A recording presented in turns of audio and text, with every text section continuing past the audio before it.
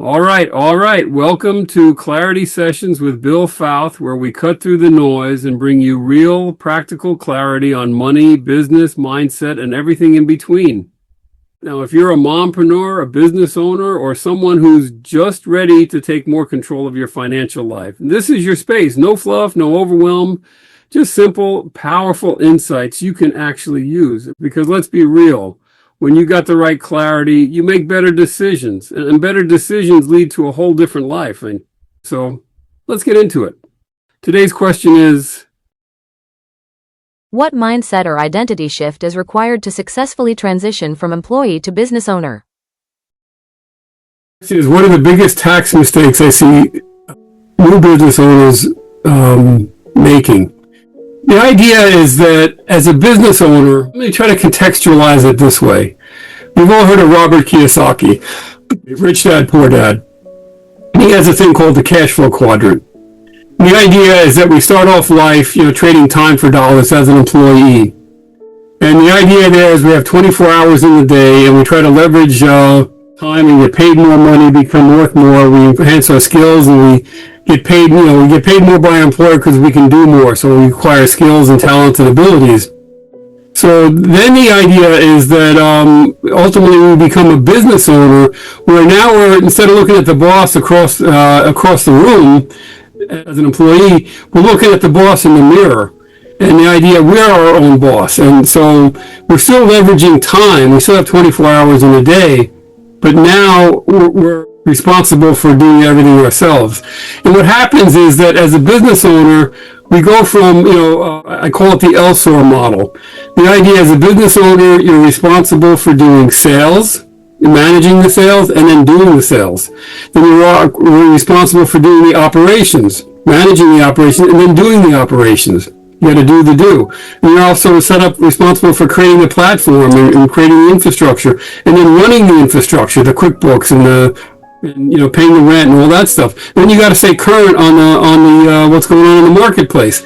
So what happens is you go as an investor, and you go as a leader of the business, and then you go into all these different roles that you have to do. So you go from being an employee where you are in one of these boxes, and at 5 o'clock you go home and your mental bandwidth is freed up.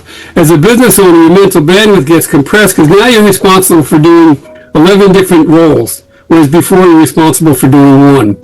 So as a business owner, what happens is the burnout and the stress comes from not managing that aspect or that dynamic of becoming a small business owner.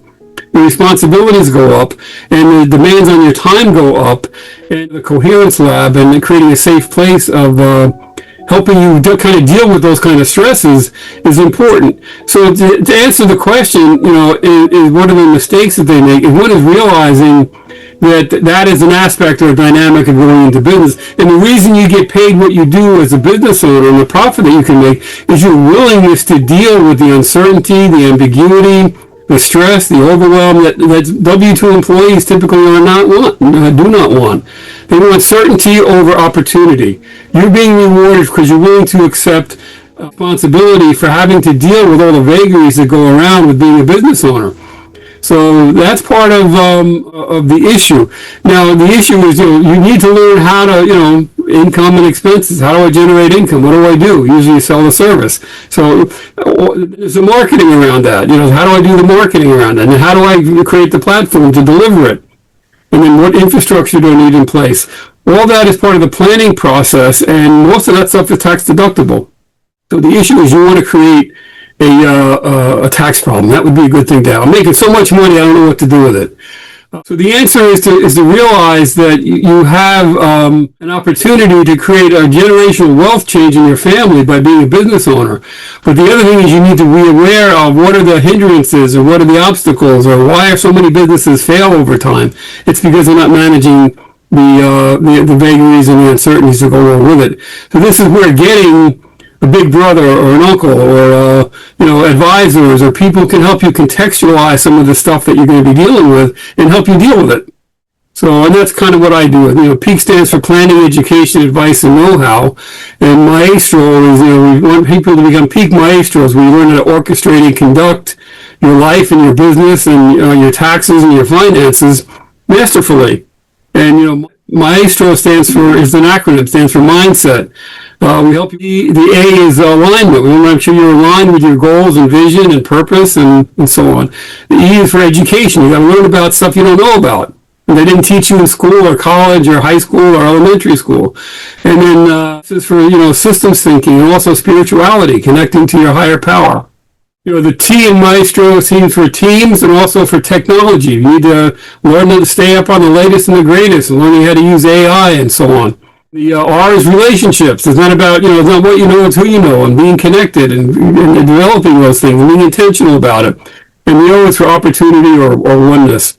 So the idea, we all go through that stage. So as a new business owner, you're at the stage where you know that you don't know. So be wise enough to reach out for help and guidance. And a lot of it out there, and a lot of it's for free. So.